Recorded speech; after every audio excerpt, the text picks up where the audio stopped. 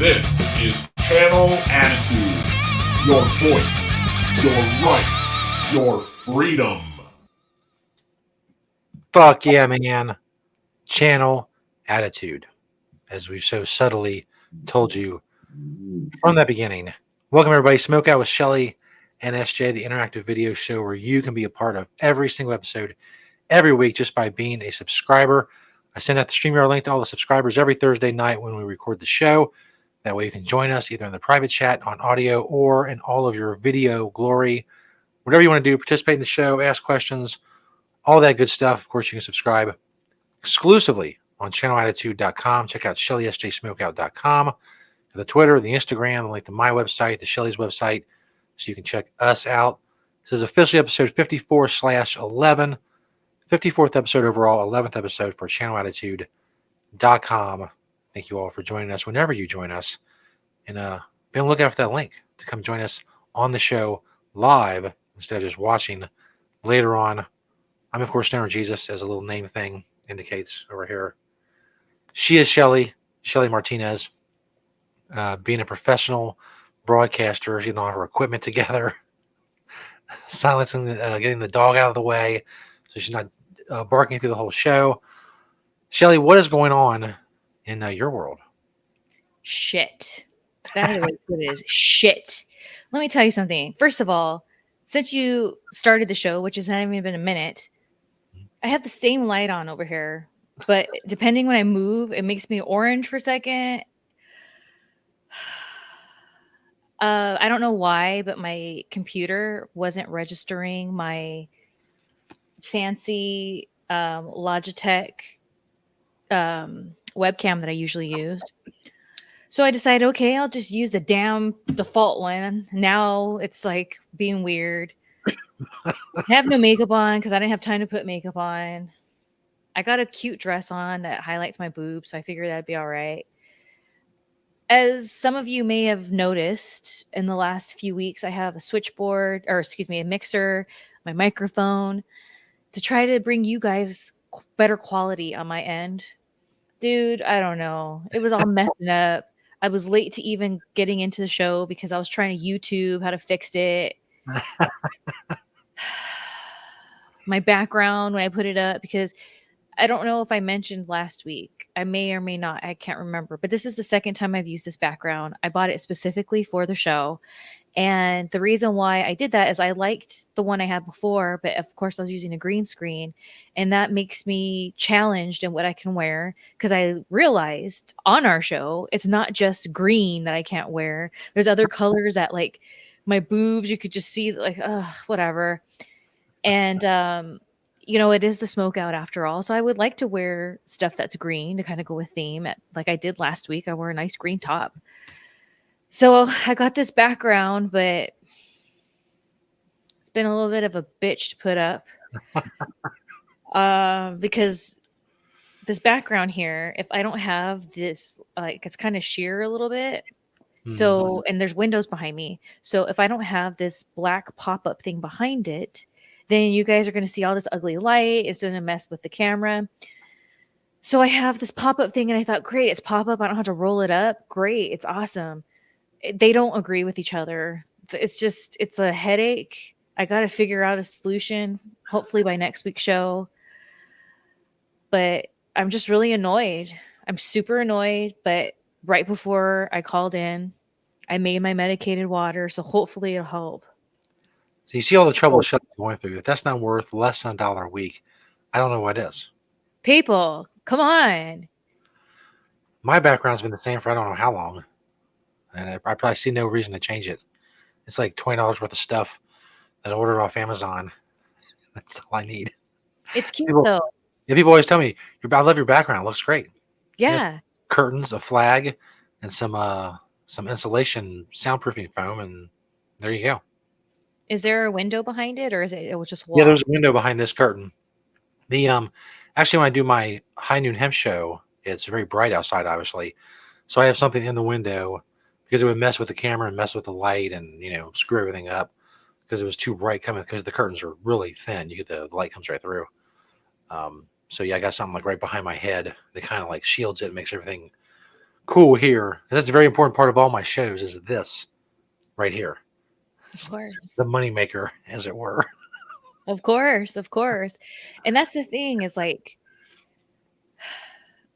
again, I liked the background I was using before, but just messing with the green screen and I don't know what the deal was, but like the last couple times I've tried to set up with the green screen on the corners here, there would be like it was just weird, like kind of like fizzling out. And then when I try to fix it with the little thing that you make it like fade more or whatever, my hair and my head would start to fade.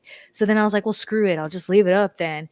It just was really annoying. I really go out of my way for this damn show. So you people, come on. What are you waiting for? What more do you freaking want? Okay. The change out of your couch cushions, literally. Just find some change, go to your car, to the little middle console thing, look through there, get some change, convert it to, some sort of, PayPal or whatnot, of course, because I doubt you can just send in cash and get access to channelattitude.com. It's 2022 after all. Get with the program. But I always thought about a green screen, before, but one, a lot of people use a green screen, and two, I just imagine the headaches that it would be. I'd be spending the whole show like moving back and forth to see if things were okay, what was going on.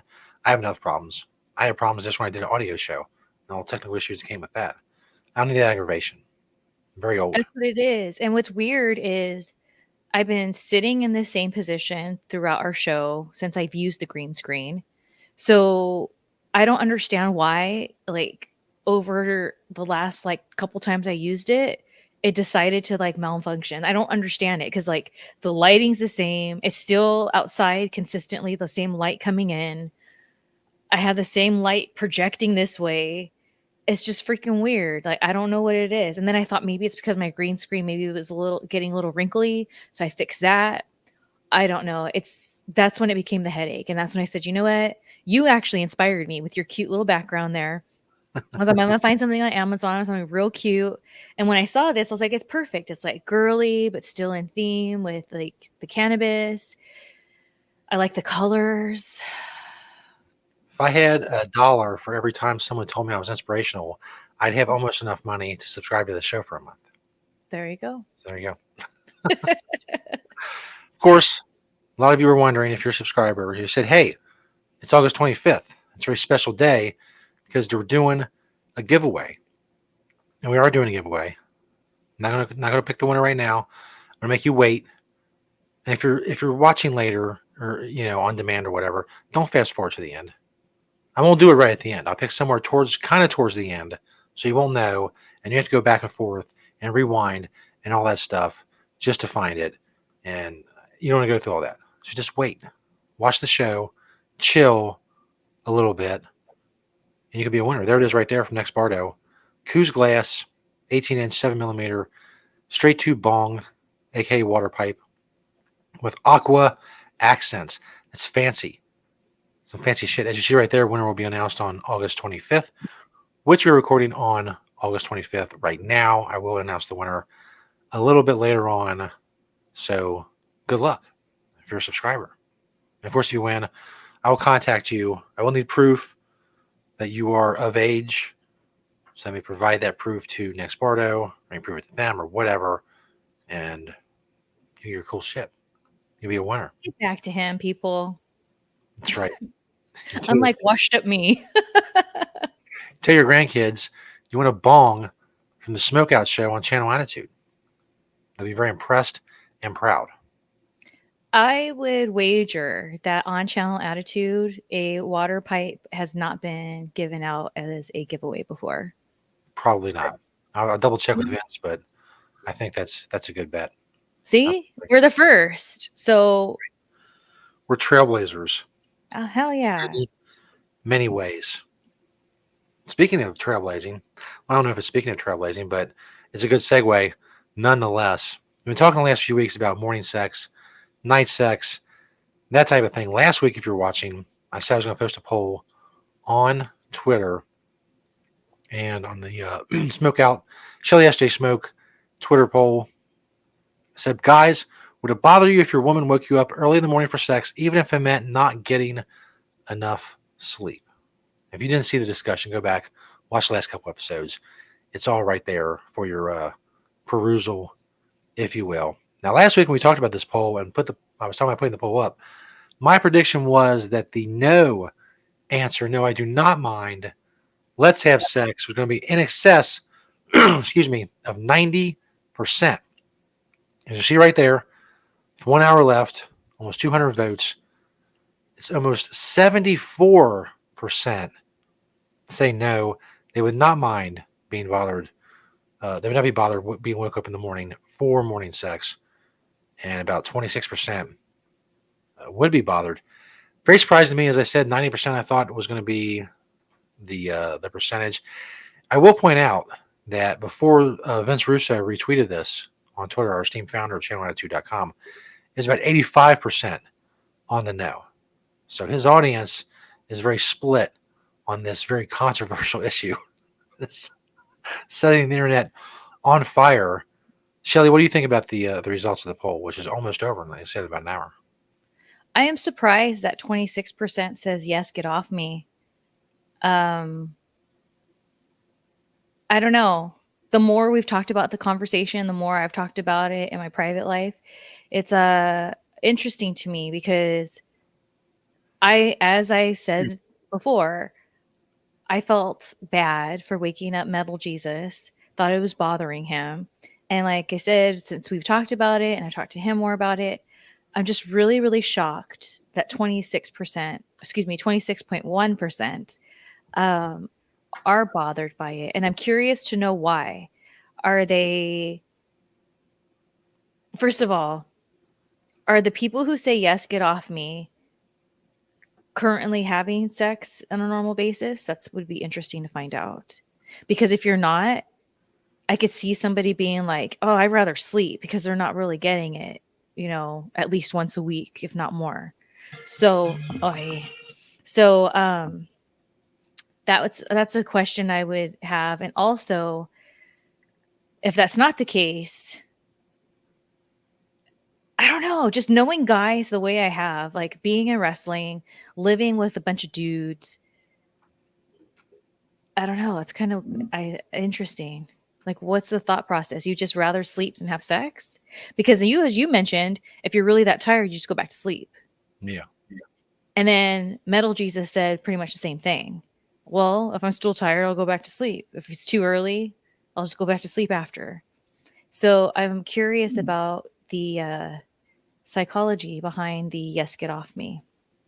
I think a lot of it may have to do with age. I don't know. If I had to guess, I would say Vince Russo's Twitter following was probably slightly older than mine or yours. Vince has been around a long time. And like I said, the numbers changed perceptibly when he retweeted. Like I said, it was running about 85% no.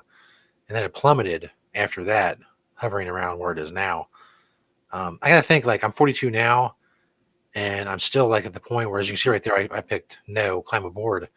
I'm still at the point now where I'd be like, yeah, I'm still interested in this. Like, I think if I was like 60 or 70, I might be like, you know what? Sleep is overtaking everything else in importance besides going to the bathroom. So, yeah, I'm going to skip this round. I hope that's not how Metal Jesus feels when we're that old. Look, I'm 70. It's enough already. But then you got people like Vince McMahon running around. He's 77 and paying for it. So, well, I mean, yeah, if I'm getting a few $1 million, that might change my perception of the whole deal. But I'm not, fortunately. I've yet to and I find wonder, anyone say me that. okay, let's say you're 77 years old and your partner wants to have sex in the morning, wake you up, and you are wanting sleep more. If they actually went out of their way, like maybe put on a little outfit, made it a whole production, not just, okay, let's do this kind of lazy sex, would that change the game, or you still want the sleep? Is my partner also 77 like me, or is she like 37? Let's say she's around the same age, but she still looks hot. She's still keeping herself up. She's a hot 77, Yeah. like Dolly Parton. Yeah. She's really, really hot. I So, don't. like, I mean, I got to feel like the level of tired I am right now at 42, kind of extrapolate that out to 77. That's 35 fucking more years of just being worn down by life. I got to think by the time I'm 77, I'm going to be like, you know what? It's fucking 6 o'clock in the morning. Let's just go to Bob Evans. We'll get some food. We'll come back here. We'll go to sleep, and we'll sleep the rest of the day away. And that's cool. We may go get our little scooters, go to Bob Evans, our little rascals,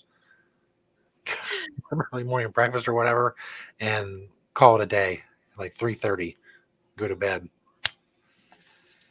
All right. Well, who knows how I'll even feel at 77 about sex, I guess. I feel like I'll still be running around in little outfits. I don't know.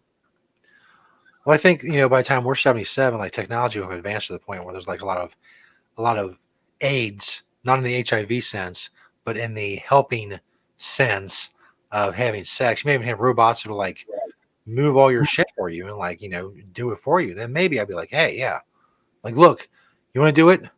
Warm up the robot that moves everything, moves my arms and legs. I'm not having robot sex, okay? That's just not happening. That's what Skynet wants, and that's not what I'm not here to please Skynet. I remember doing a story on my show about the possibility of killer sex robots.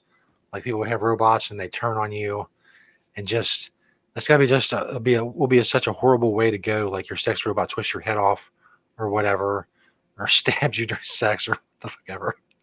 What if it rips your penis off? Yeah, exactly. I mean, why wouldn't it have the capability to do that? Of course it would. I mean, obviously robots. What if the robot rips your penis off, no lube, then sticks it up your butt? See the kids are in it of like how bad it could get with a sex robot. Can't trust that shit.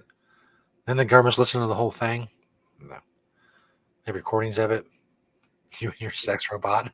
All the like the face cam, like the cam, like the body cam where the cops have. Yeah. Your sex robot will have that. Everything will be on there. See, too much risk, too much glitching. I'd rather just not do it if it comes down to robot sex. That's right. Firmly as a show, we're firmly against robot sex.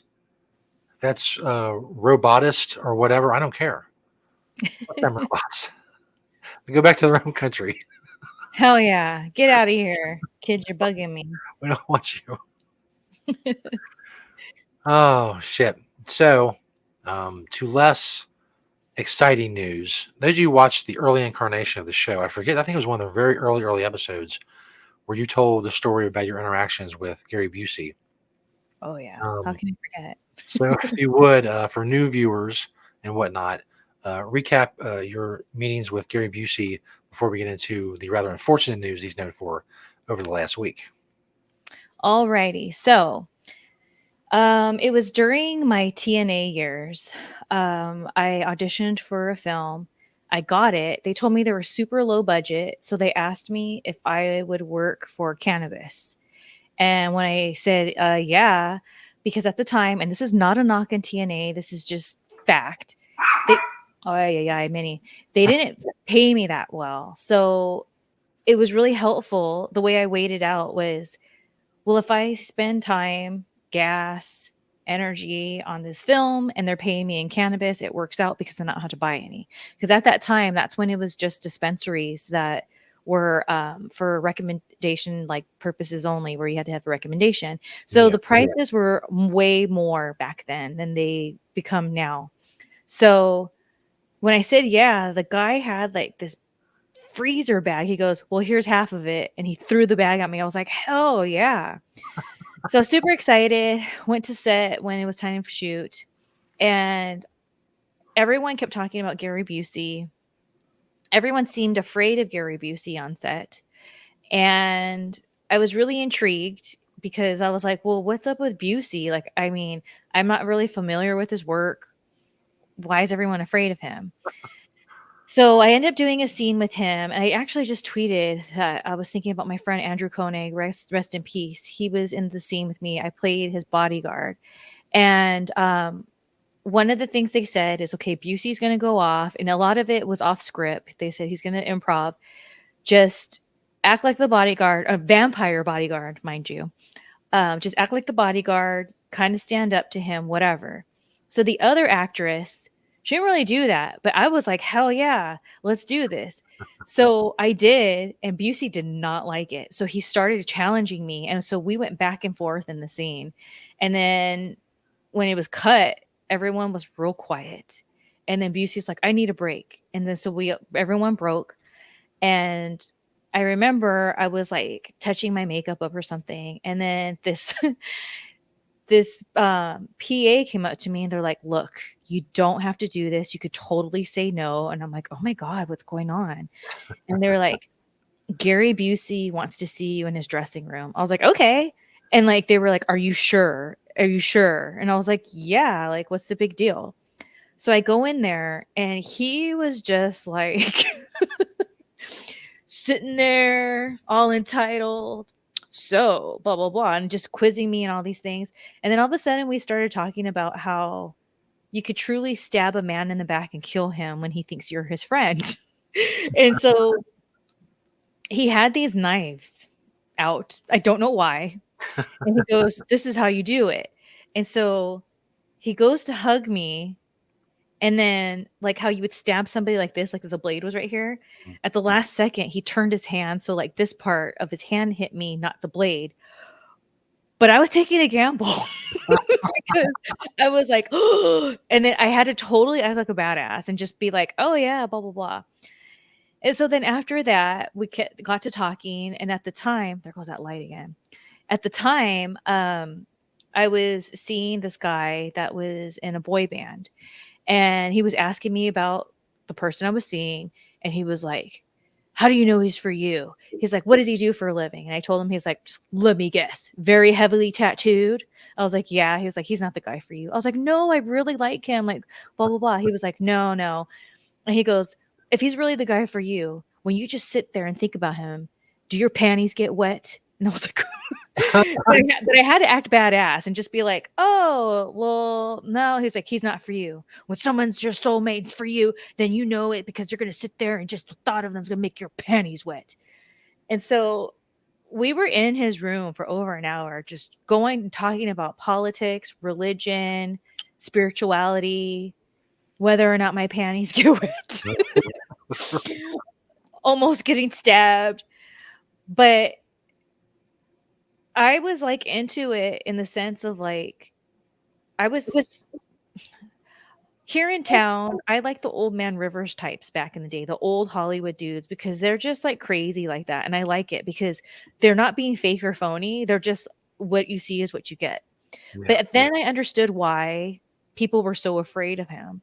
But I don't know if it has to do with like coming from my wrestling background and the different people I've dealt with in wrestling, like Paul Heyman and people like that, that to me it was kind of normal. And then being that I liked running around when I'd go to these Hollywood parties and talking to these old Hollywood dudes, and that's how they were, very cigar in mouth, kind of bitter. Like I liked it. And we had a really awesome time. And I always remembered that. And it's so crazy because it wasn't until I got with Metal Jesus that I understood what Busey meant about the panty thing. Like to this day, like we've been together for 6.5 years. That still stays true. Like I still have that feeling towards him. And like I could just be sitting there and like thinking of him or look at him and I get very aroused. So that's never really happened with anyone I've been with in the past. It always fades away. Like after a while, it just fades away. But so I was always like, well, Busey said. I was going to And ask, then, every time you get aroused now, do you think, you know what, Gary Busey was right? yes. And Metal Jesus knows the story, and I'll be like, freaking Busey, man. Effing Busey. Time. It's Busey time. Let's go. Or what is it? It's Buseyisms. Because he was on, if you remember, The Apprentice. Do you remember that? Yeah. He was on it with Meatloaf. And I remember him and Meatloaf had a whole like butting of heads. And there's this whole thing, I gotta rewatch it, where him and Meatloaf have a real big falling out. And the whole thing was whatever their task was, Busey was just not organized. He was like not present. He wasn't very present. And Meatloaf was like almost like crying. Like he felt so defeated. And he was telling Trump, he goes, I'm always prepared. That's how I live my life. I'm always prepared. And so here at the house, we're always like meat, because they called him meat instead of meatloaf, like his little pet name. They're like meat says, always be prepared. And I live by that. But yeah, crazy ass Busey, man. And not when was it, like a week or so ago? That's when you gave me the news. Yeah, I have this. Well, I guess I could have brought up the screen with the story on it through all this, but I'm also not prepared. Much like Gary Busey in that way. There's a CNN story from, I guess, a day ago. Authorities allege Gary Busey asked detectives to talk victims out of pursuing complaints after they alleged that he touched them. And for those of you who don't remember Gary Busey, he had a quite the reputation back in the day for being a little off kilter, a little off center, a little erratic, unpredictable, however you want to put it. There he is in 2019, if you're watching, of course, on video. As I said, this from CNN. At least 3 people reported to police that Gary Busey allegedly touched them inappropriately at a Monster Mania event in New Jersey earlier this month. According to a probable cause affidavit, police said the actor initially denied groping anyone. Then he asked police to, quote, apologize to the victims, end quote, later asking detectives to talk victims out of pursuing complaints, court documents state. I will say that if you're going to grope women and you want to get away with it, you don't ask the cops to go apologize to them or to try to say just, hey, can you not, press charges against Gary Busey for the weird, creepy shit that he did? The affidavit obtained by CNN says that Cherry Hill police detectives called to a DoubleTree hotel on August 13th where 2 victims, quote, reported being sexually assaulted by the same actor identified as the defendant. Quote, they reported they were in a photo shoot area during the Monster Mania event and were having their picture taken with a defendant. During the photo shoot, the defendant placed his face near one of the victim's breasts and asked her where she got them before attempting to unlatch her bra strap. The affidavit states the other woman reported that Busey, who's 78 years old, so apparently his motor is still running, grabbed her buttocks during the photo shoot. The affidavit states the next day, a man reported that his daughter had been sexually assaulted by the actor, and that she told detectives he grabbed her buttocks during a photo shoot. Busey had no comment for CNN, but he denied allegations of sexual misconduct to TMZ when the outlet caught up with the actor at a Malibu gas station on Monday. He said he was not inappropriate at all, and then he had eyewitnesses. None of that happened, Busey said. Nothing happened. Nothing. It was all false. So Scroll back up to his photo there. Yeah. The one on the top. That's how he looked when I walked in that room. The pretentious looking over his glasses. Yeah, dude.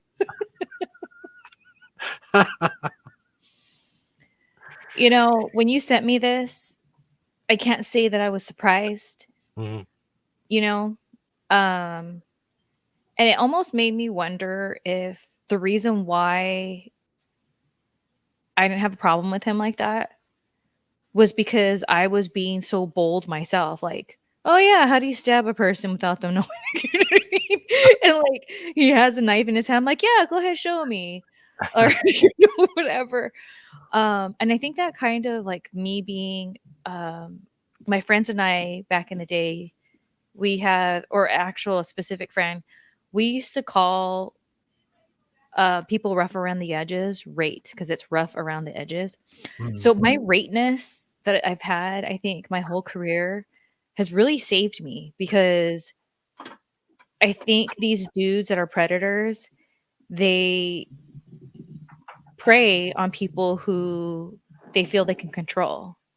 And when I'm over here being all rate, they're like, wait a minute, like she's kind of going toe to toe with me right now, kind of thing. And I think that's actually saved me. And that's what I really started thinking about with this whole Busey thing. I was like, I bet you if I was just like, hi, Mr. Busey, it's nice to meet you. They said you wanted me to come in. And like, yeah, the vibe would have been different. But instead, I was like, hey, what's up? After having this like scene with him where he was definitely trying to put me in my place during the scene, and I wouldn't back down. He was like, sit down. And I just stared at him. He's like, sit down. I was like, no, I'm standing up. And like, he was getting so aggravated with me. And I gotta check that movie out. I want to see like how much of that scene that they used or whatever. But yeah, I think my rateness has definitely got me out of troubled situations. With Gary Busey, it's hard telling what happened. I mean, could be anywhere from he thought he was being funny to he was being a total creep to he was on something or multiple things. Um, I don't know. That combined with the certain elitism that you mentioned that comes with being like an actor like that and always getting your way and just I guess shit like that comes naturally. But 2022 ain't 1975 when that shit used to fly. Now it's on the internet, and before you know it, you're talking to TMZ at a gas station about what happened. Um, and I guess I mean I don't know a guy like Gary Busey too. I don't know how well his career is going. I mean he's 78. I haven't seen him in anything in a very long time. He's doing Monster Mania in New Jersey and asking women when they got their tits, allegedly. So I don't know how well things are going for Gary Busey. If I had to guess, I would say not great, and now worse than whatever was going on before. Apparently, he's got court coming up, and I don't know. It's He was also on that show in more of recent years. It's probably been like quite a couple years, but in the last maybe 5 years or so, that Celebrity Wife Swap.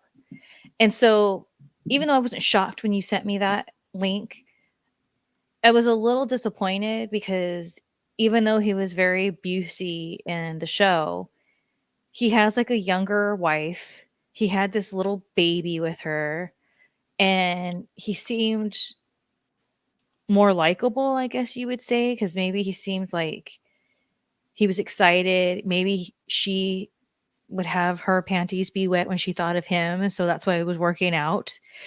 But like he was obsessed with the little baby, like he was all about like that he had this baby.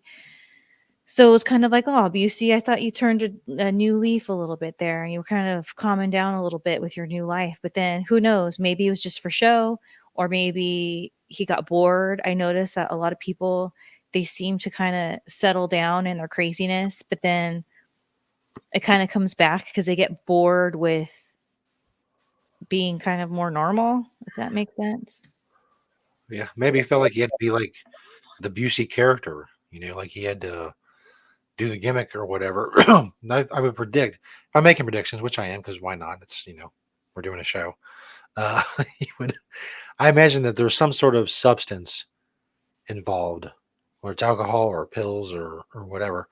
That shit will change your personality pretty quick and lower your inhibitions enough to where like you're doing crazy shit in front of a bunch of people. He says he has eyewitnesses. I don't know. I mean, if the cops we believe, it's not great when you say, "Can you apologize to the victims?" and then ask them not to press charges. It's again, I'm not a lawyer. It's not legal advice, but if a lawyer would advise you to shut up. It's interesting, kind of on the same topic in a way of conventions. Recently on Facebook, I got that someone tagged me in this convention, which is weird because when I did this convention, it was my last signing that I did, which was WrestleCade. WrestleCade in 2000. Oh, dude. Maybe either 18, 19, something like that. Anyways, I wanted to talk about it on the show a little bit just for something to talk about. But it was my last convention. I knew it was going to be my last convention. And the people who brought me in, super cool. They're people who always take care of me. I do virtuals with them. But one of the people that were helping out at the booth that they had was this fellow. I forget his name even. I'm not sure how he's tied into wrestling. I know he's not a wrestler. He might be somebody that's a manager, or maybe he's just a vendor helper guy. I'm not quite sure. But he was really nice. And then one of the things that like helps me with my anxiety since I was in like high school, I guess, is chewing gum. Even before I became a medicator, my mouth naturally gets really dry, cotton mouthy. And I would freak out a lot when I was in high school because if I didn't have my water, my mouth would have like a cotton mouth and I'd feel like I was going to throw up. So it would give me so much more anxiety. And I'm sure the reason why I have the dry mouth a lot was because of anxiety. So it's just like a whole anxiety mess. So I always, always, always chewed gum. And at conventions, it's kind of the same kind of feeling. You have so many people, there's a lot of energy there.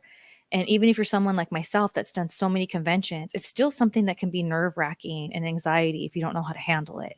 That's why I like to be on a really good edible when I'm at these things or have my pen handy because, the smell goes away like that and you don't see it. So I was chewing gum and there was a fan that kept coming up to the table and wanting all of my time. And I've talked about this on the show before where one of the other helper guys was like, "Oh my gosh, like you have so much patience because this guy keeps asking you the same question over and over."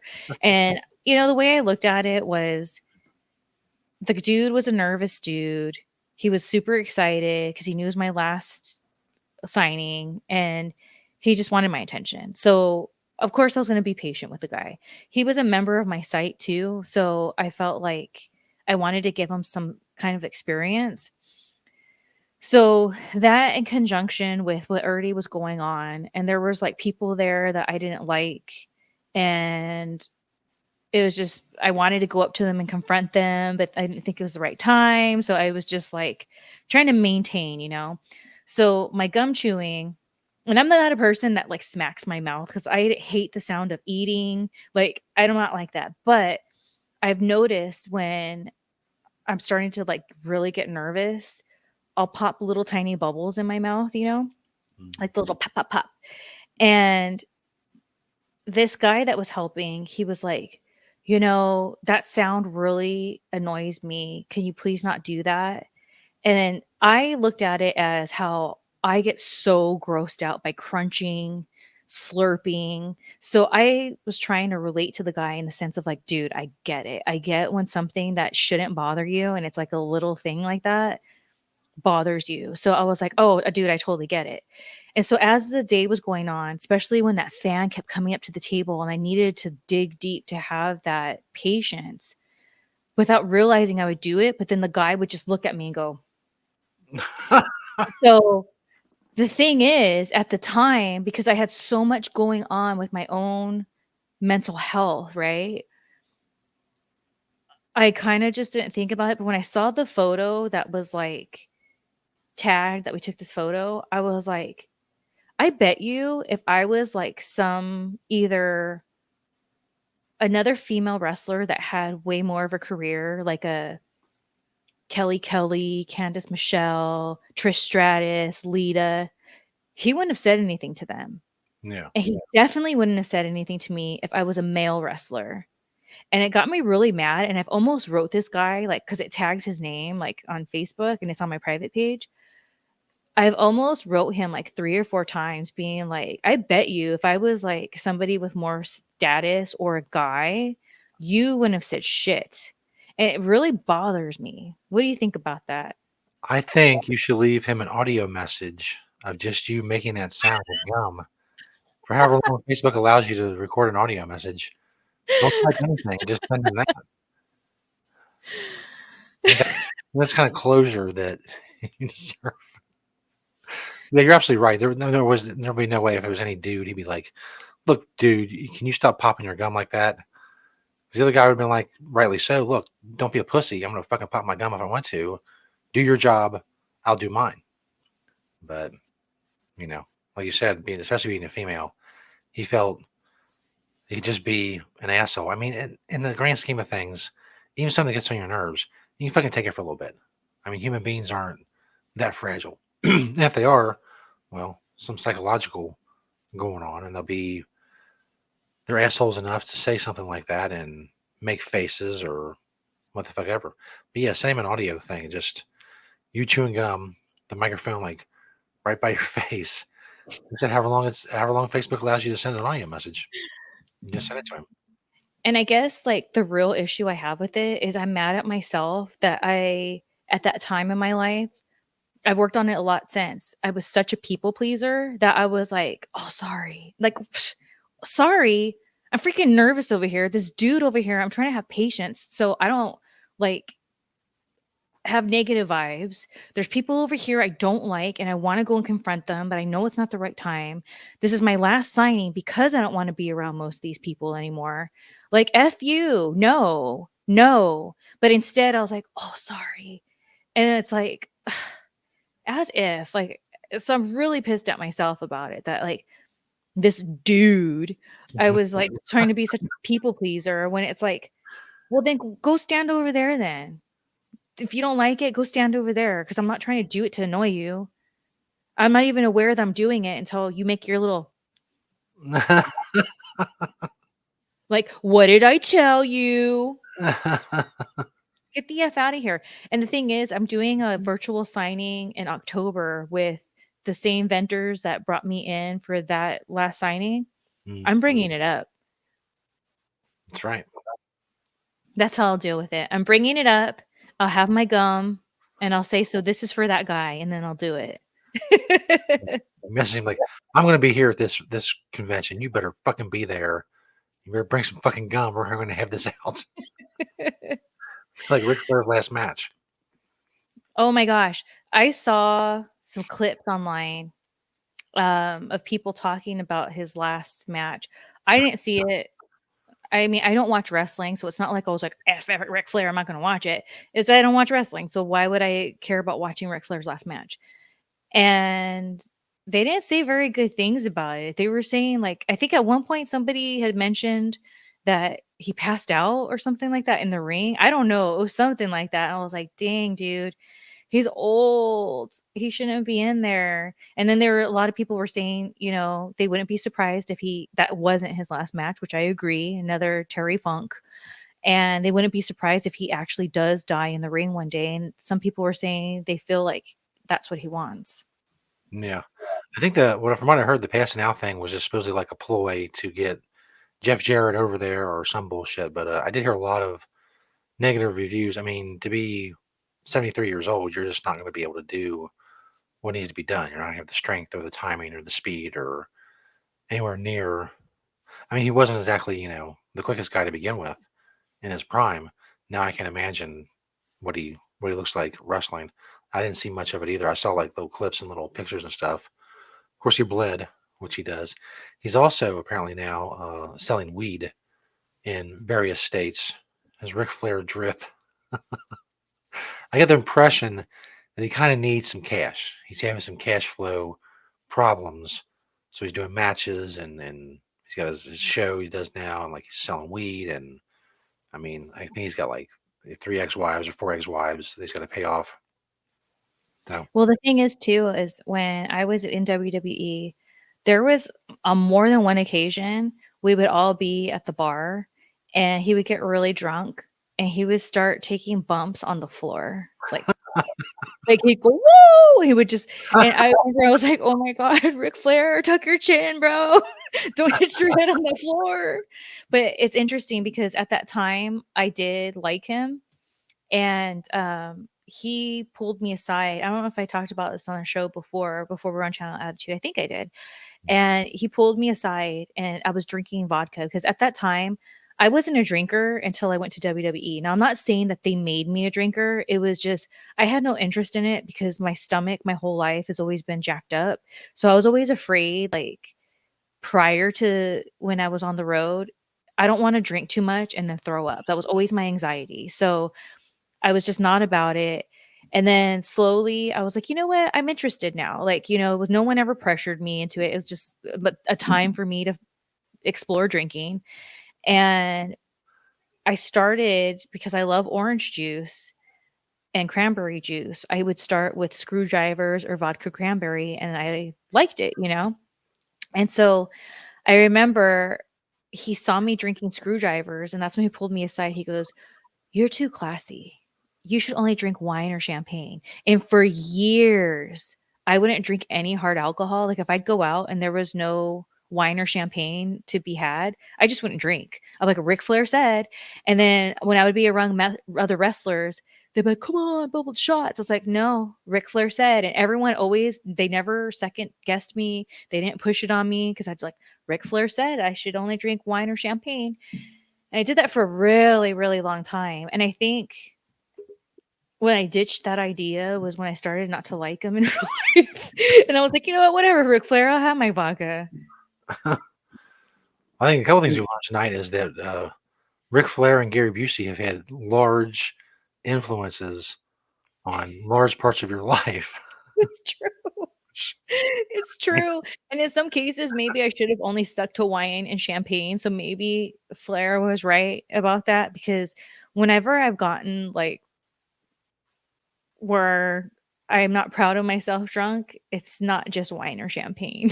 So There you maybe go. we had a point there. Maybe that's what the point was, is just keep to that, stay away from the hard stuff. It's when I started doing like absinthe and vodka and rum. That's when it like kind of went.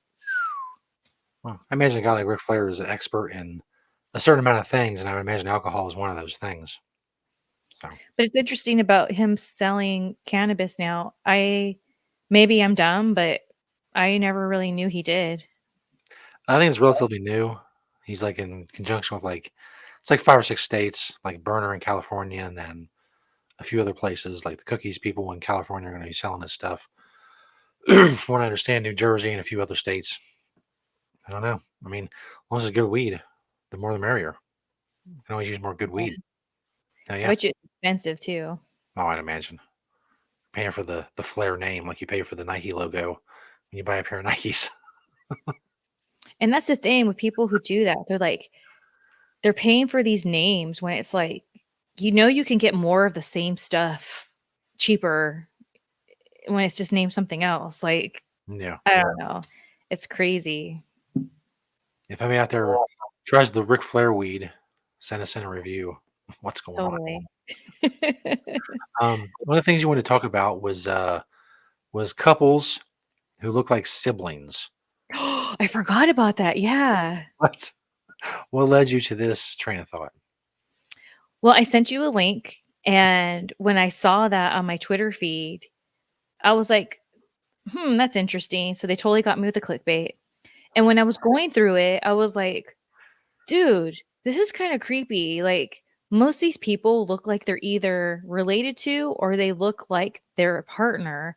So, like, what is that about? And it's something that my sister and I, Danielle, have both been very aware of for a long time of like couples that look alike. There you go. And it's like, what is that? What is that when you're a couple that looks alike? Like, Metal Jesus looks like Jesus. That's just what's up. Like the Euro Jesus. I don't look like a Euro Jesus female. Like we do not look alike.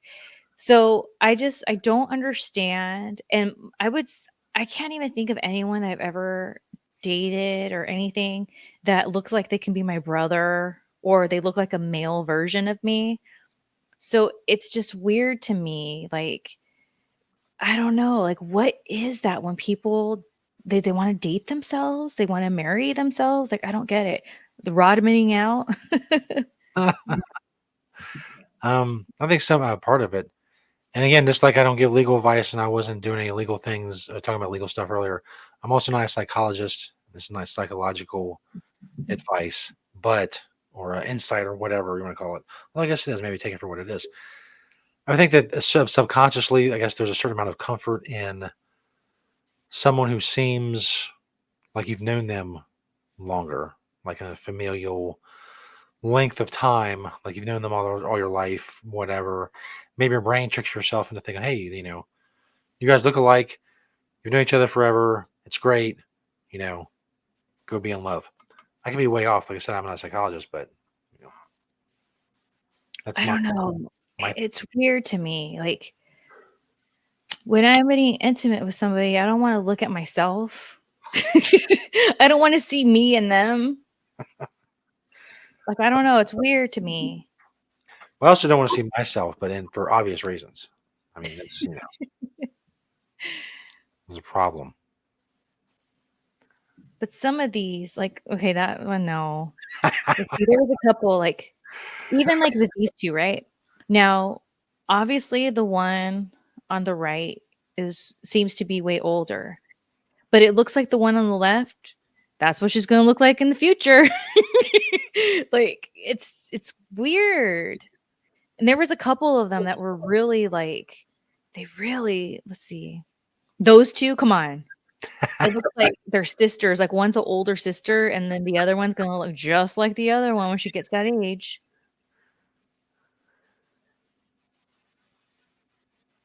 Not so much those two. Come on. That's a nice hat. First of all, it looks like someone photoshopped it on them really poorly. I don't know what that's about. But they look like brother and sister. They do. Yeah, Like, that's there's a certain weird. comfort in it. Like the one who looks like the one on the right looks like her mother, who she's going to be in like 30 years. Maybe there's a certain amount of comfort in that. You know, I don't know. I a don't get preview of it. the future. They don't really look alike.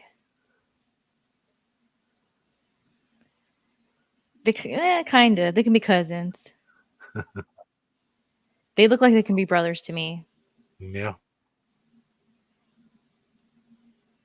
No, they just look like two bitchy men. some nice eyewear. Not so much there. There's like, it's not all of them. It's like, but it's just a good amount of them. Like these two, not really, but I don't same know vibe. most of these. I don't know most of these people. I know. That's with pop culture. These two look like they're related. Mhm. That sweet outfit.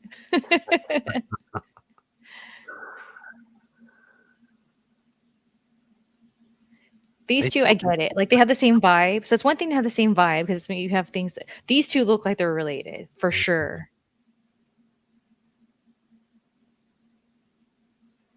They look like they're related. A lot of them. They look like they're related. Wow, this is a long article. Holy They crap! look like they're related.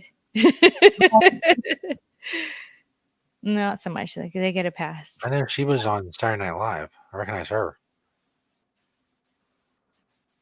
But which one is this guy? Both are looking away from him like they're mad at him. I know. He's happy Like though. they both were invited on the date and they thought it was just the two of them. These two look like they're related to me. And then they have two little twins, it looks like. It's Oh, I know Sulu. oh gosh. So creepy. Ugh. I hate whenever I watch like Big Bang Theory and he's on there or something like that. I wonder how long this article took to write. I mean, this is a lot of people. I know. And the little thing over here on the right is not even I halfway. know. Wow. I do remember him from Frasier. Oh, is that Niles? Yeah. Oh, he gets on my nerves on that show. I know Wanda Sykes. I didn't even know this was a couple, which was crazy. I think that was the whole point of the thing. It's like couples you don't realize are together. The guy from Sex and the City. Yeah, the bitchy gay from Sex and the City. I like him though. That one, wait, scroll up again. The one on the right looks like her very disapproving. I'm disappointed in my daughter. See, like these two, same kind of vibes, but they don't really look like they're related. They just like the same things, probably. They look like they're related. So the theme here is I feel there's always one that looks older, like their future is that other person. I'm sure. Well, I mean, I can't say I'm sure, but I would imagine that there was like a whole psychological like thing built around this concept. I don't know. I mean, it would be weird if someone pointed it out to you. I think it would be weird. I think if you didn't know, like subconsciously, you were just like in the comfort zone or whatever. And you love this person, but then someone pointed out, you look like you could be, related, like brothers or brother and sister or sisters or whatever. Then once you start thinking about it, maybe it might freak you out a little bit. On Seinfeld, there's an episode where George is dating they call Lady Jerry, Yeah. like the actress that looks like she could be Jerry, and then she has to cut her hair in the episode, and then she really looks like Jerry. And so it's like, and Jerry's like his BFF. So it's kind of like that kind of vibe. And it's weird. Like, what is that? And like you said, maybe people aren't aware of it. But then that makes me question, like, so what's the attraction? Like, what is, I don't know. Seems like too many couples to be like random. Like it's just a random thing. People don't look that much alike. There's so many different nuances to people, but I don't know. I kind of wonder if it has to do with a little bit of narcissism, is what my point is, I guess. I don't want to be mean, but Like you look like me, so therefore you're hot. Yeah, you look like me. Ooh, I can't get enough of me. I have to imagine the female version of me would look pretty rough. I mean, just saying. She's then- out there if you want to go find her. I'm sure somewhere on the planet there's a woman who looks just like me. She may be doing video shows and like podcasting and stuff. I don't know. What if she was in the cannabis world? It'd be very weird. To apologize. You look like me. I'm so very sorry. You. Would be worse if like she was thriving on the internet. Yeah. She had the big tits I always wanted for my streams or whatever and my views. She's like, I got him here. Now I just reached 10 million subscribers. Good for her. I'm not bitter. Shelly, thank you. Another awesome episode. We have a cool guest next week, so everybody tune in for that. Should be an interesting show. We got a lot of interesting shows coming up. So subscribe, damn it. Listen $1 a week. Channelattitude.com. Do that shit. Are we gonna have the winner? Oh fuck. I'm glad you said something because I totally forgot. I completely forgot. And there's always like that nagging thing in the back of your mind, like, I think I forgot something. And I was like, no. See, the problem is I put a little mark through the giveaway winner thing when I shouldn't have because it's not done. I mentioned it, which is cool because, it's the teaser or whatever for the rest of the broadcast, make people sit through everything else just to find out who the winner is. It's an old broadcasting trick. But when I put the mark through it, to me, in my mind, it just goes from being something I need to do to something I've done, and then it's gone. Thankfully, It was one the of us couple that look alike that got you. is paying attention, and that is Shelly. So we have on my list of subscribers. Let me pull it back up. Holy crap! There we go. We need Shelly in a random fashion. She doesn't know which subscribers what or any of that stuff. So there's no cheating or anything. I verify the sanctity of the process that we use to do the giveaway. Shelly, please give me a number between 1 and 9. There's two numbers that I'm leaning towards. Which one am I going to pick?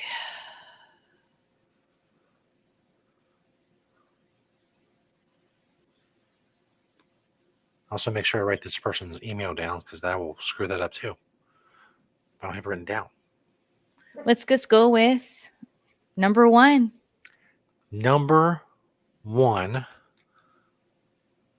I'll be emailing this person. Write down their email so that I remember. Because as you just saw, it's not right in front of me. Then it's gone in one ear out the other, as they say.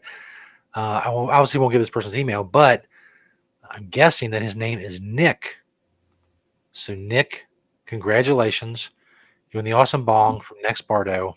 Go check them out. They have tons and tons of great products. So you are a winner. I will be contacting you and getting your information and making sure that you're of age.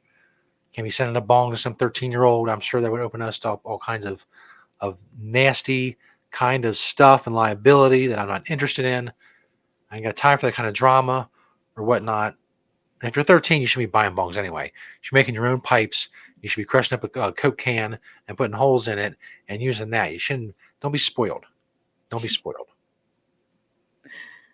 There we go. Or Thank the you, Shelby, apple. for Don't forget about the apple. yes, for reminding me about the winter and for another great episode of the Smokeout. If you're missing this, I don't know what you're doing. You're not living. That's you can't call what you were doing living if you're not subscribed to the show. I will say that. All right. Thank you, Shelly. I will see you next week. Alrighty. Bye bye. Peace.